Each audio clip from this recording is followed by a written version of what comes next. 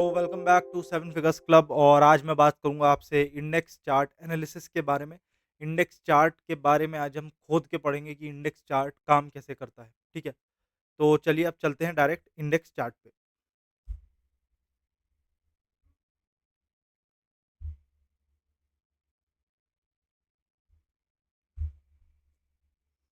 तो यहाँ पे आ चुके हैं हम इंडेक्स पे, इंडेक्स चार्ट पे। तो ये निफ्टी 50 का इंडेक्स है। ठीक है, बात समझ रहे हो आप? तो देखो यार, मैं तुम्हें अब चीज़ समझाऊँ अच्छे से। थोड़ा इसको जूम इन कर देते हैं। हाँ, बस।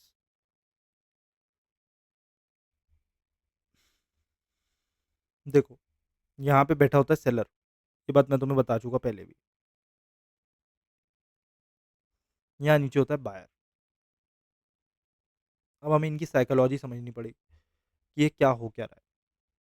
ठीक है, यहाँ पे मैंने एक लाइन खींची, ये ऐसे आई, ऐसे आई, ये ऐसे आई और ऐसे आई। अब देखो, सिंपल सी बात है।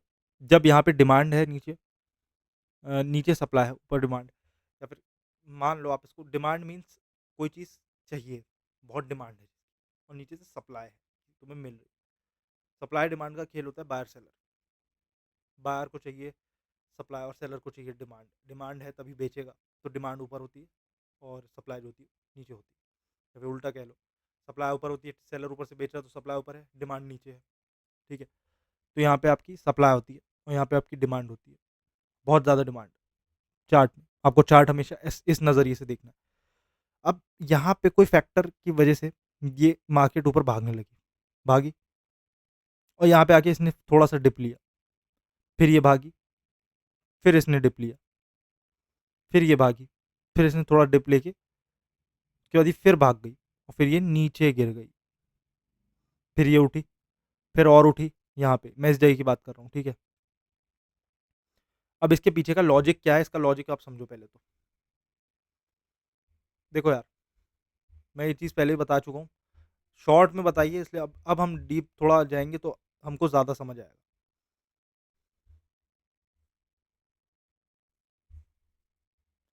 देखो यार, हुआ क्या, यहाँ पे किसी एक्सटर्नल फैक्टर की वजह से, किसी भी फैक्टर की वजह से मार्केट ने भागना शुरू कर दिया। अरे भाई, ये क्या, ये पेन कैसा हो गया? हम इसको पेन को चेंज कैसे कैसे करेंगे? भाई, इसमें पेन कैसे चेंज होता है बे? पेन यहाँ से चेंज, थिकनेस कम कर देते हैं। ओके, तो देखो,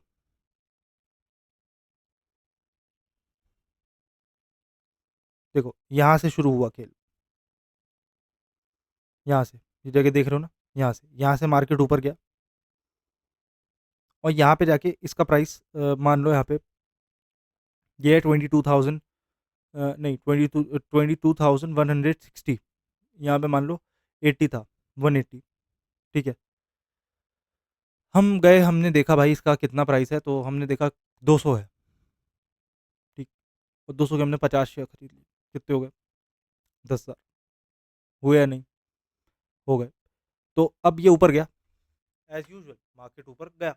मार्केट ऊपर अगर जब जाता है तो उसकी एक खास बात होती है कि अब यहाँ पे इमोशनल फैक्टर प्ले होने पे आ जाता है। मेजर जो इमोशनल फैक्टर है वो बहुत बड़ा रोल प्ले करता है। कैसे प्ले करता है बड़ा रोल, ये भी हमें जानना होगा।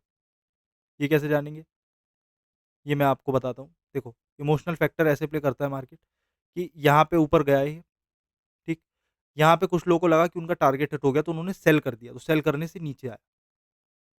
ठीक है, फिर इसका प्राइस कम हुआ। अब कुछ लोगों को लगा कि भाई अब इसको और खरीदना चाहिए, इसका प्राइस थोड़ा कम हुआ है, अब इसको खरीदने का बिल्कुल सही टाइम है। जिन्होंने यहाँ पे नहीं खरीदा था उन्होंने फिर खरीद दिया, तो अब ये ऊपर चला गया। ठीक है, फिर कुछ ने बेच दिया तो फिर ये नीचे आया। फिर कुछ ने खरीद लिया कि अभी फिर कम है, फिर और जाएगा, तो उन्होंने फिर वो ऊपर चला गया। फिर ये कॉन्स्टेंटली ऊपर ही गया है, ज़्यादा ही नीचे आया नहीं। तो ये क्यों आया, इसका बेसिक रीज़न क्या था? इसका बेसिक रीज़न था कि मार्केट जो था वो गिर गिर के उठा। गिर गिर के उठा यानी कि रिटेलर था, बिग मनी नहीं खेल रहा है यहाँ पे, सिर्फ रिटेलर खेल रहा है, इसलिए गिर गिर के उठा, क्योंकि यहाँ पे इमोशनल चल रहा है यार। जैसे ही उसका टारगेट हिट हुआ, लोगों ने बेचा और जैसे ही बेचा वो नीचे आया। फिर खरीदा, फिर ऊपर गया, फिर खरीदा, नीचे आया। बट वो स्टेयर्स की तरह ऊपर-नीचे जा रहा है। देखो ऐसे-ऐसे करके। ऐसे-ऐसे भी नहीं, इसको ऐसे बोलूँगा, ऐसे-ऐसे करके। पॉइंटेड उसमें जा रहा है, ऐसे-ऐसे। तो यहाँ पे सिंपल इमोशंस है। यहाँ पे और कोई चीज़ यूज़ ही नहीं हो रही है भाई, सिंपली इमोशनल कंट्रोल है, जिसकी वजह से ये सब हो रहा है। ठीक है? तो ये था हमारा सिंपल सा कि भाई ये मार्केट मूव कैसे कर रहा है। अब यहाँ पे प्रेशर बनता है, ठीक है? यहाँ पे हर जो हमारा मार्केट है, इसमें प्रेशर बहुत तेज़ बनता है। पहला है बाइंग का, दूसरा है सेलिंग का। तो देखो बाइंग का प्रेशर जब बनता है, तो तुम्हें भी पता है कि हालत ख़राब हो जाती है मार्केट की, और मार्केट पागलों की तरह भागना शुरू कर देता है, बस जगह ढूँढता है कि भाई मुझे कोई जगह दे दो और मैं बस भाग जाऊँ। तो ऐसे यहाँ पे प्रेशर बना और ये बाइंग होती चली गई, होती चली गई, होती चली गई, होती चली गई। जब लोगों के टारगेट हिट हुए तो उन्होंने बेचा, फिर वो नीचे आया थोड़ा, फिर वो भागे और फिर वो भागता ही चला गया। भागा है ना? देख रहे हो आप? ऐसे ये देखो यहाँ पे गिरा है, फिर गिरता ही चला गया।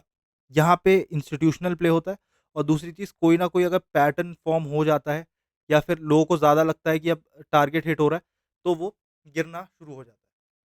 समझ रहे हो बात? बट ये केस उठने में तो था कि लोगों को लगा, पर अब गिरने में क्या सेंस बनती है? अगर ऐसे गिर रहा है तो हमने पुट ऑप्शन ले रखा है तो क्या सेंस बनती? पुट ऑप्शन ऑब्वियसली होता नीचे के लिए, हम नीचे के लिए बेट करते हैं। समझ आ रही है बात? अब हम बात कर रहे हैं भाई, चलो पुट ऑप्शन में भी कर दिया, कोई नहीं।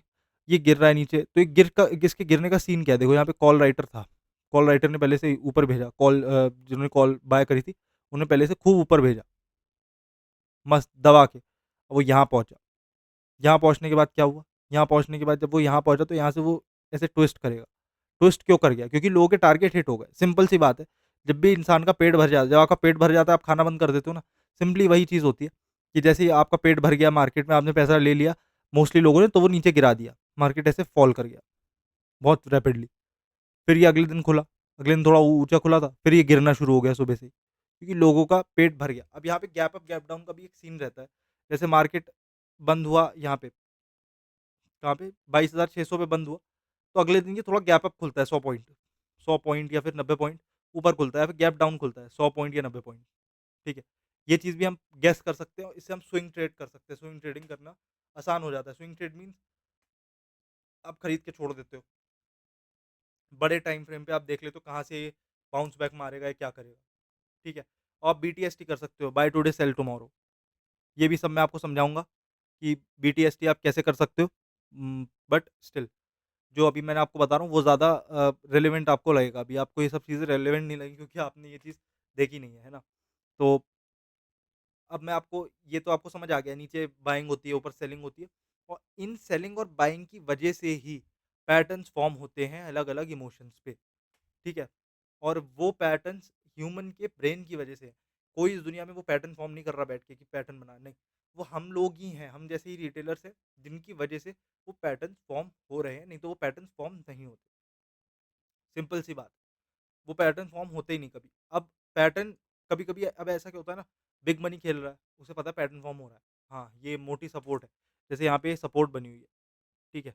1 सेकंड, ये सपोर्ट बनी हुई है।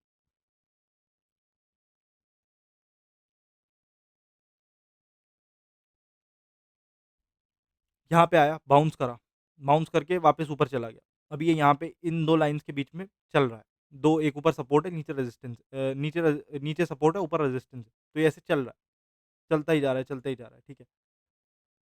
ये देखो यहाँ पे चल रहा है ना। तो अब क्या हो सकता है ज़्यादा से ज़्यादा, या तो ये वापस ऊपर इसने 2 बार टच करने की कोशिश करी, एक बार यहाँ, एक बार यहाँ, एक बार और भी यहाँ पे टच करा, तो 3 बार ये टच कर चुका है इसे, बट इसका टाइम फ्रेम बहुत छोटा है तो इसका रेलेवेंस कम हो जाता है। जितना बड़ा टाइम फ्रेम होगा उतनी ज़्यादा उसकी जो श्योरिटी होगी वो बढ़ जाएगी कि हाँ, वो काम करेगा पैटर्न। जितना ज़्यादा पैटर्न का टाइम फ्रेम, जितने ज़्यादा प टाइम फ्रेम पे पैटर्न बना होगा, उतनी ज़्यादा उसकी रेलेवेंस बढ़ जाएगी। तो ये नीचे आया, नीचे आने के बाद ऊपर, फिर नीचे, फिर ऊपर, फिर नीचे, फिर ऊपर, फिर ये नीचे गिरा। तो अब क्या चांसेस हैं? या तो ये नीचे ऐसे ही आके नीचे से टूट के गिर जाएगा या फिर ये ऊपर भाग जाएगा। 2 चीज़ें हो गई ना। तो जब भी ऐसा कुछ होता है तो पहले हम सपोर्ट रेजिस्टेंस तो ड्रॉ करते ही करते हैं। उसके साथ-साथ अब हम थोड़ा अपना दिमाग लगाते हैं कि अगर ये इसके नीचे आएगा तो इसको एक बार रीटेस्ट करने दें। रीटेस्ट मीन्स नीचे आके वापस ऊपर जाएगा या तो फिर ये अंदर ही घुस जाएगा या फिर ये नीचे गिर जाएगा। तो रीटेस्ट करने के बाद हम ट्रेड में एंट्री एग्ज़िट लेते हैं। ये मैं आपको एंट्री एग्ज़िट पॉइंट में बताऊँगा कि रीटेस्ट करते कैसे हैं, ठीक है? तो मिलता हूँ मैं आपसे अगले वीडियो में, तब तक के लिए बाय बाय, टेक केयर। हो गया हमारा इंडेक्स का एनालिसिस चार्ट का। अब मेन एनालिसिस तो यार यही होता है, ये जो मेजर मैंने आपको बता दिया सपोर्ट रेजिस्टेंस। अब हम बात करेंगे डायरेक्ट कि ये चार्ट पैटर्न कैसे काम करते हैं, ठीक है? तो मिलता हूँ आपसे अगले वीडियो में, तब तक के लिए बाय बाय, टेक केयर।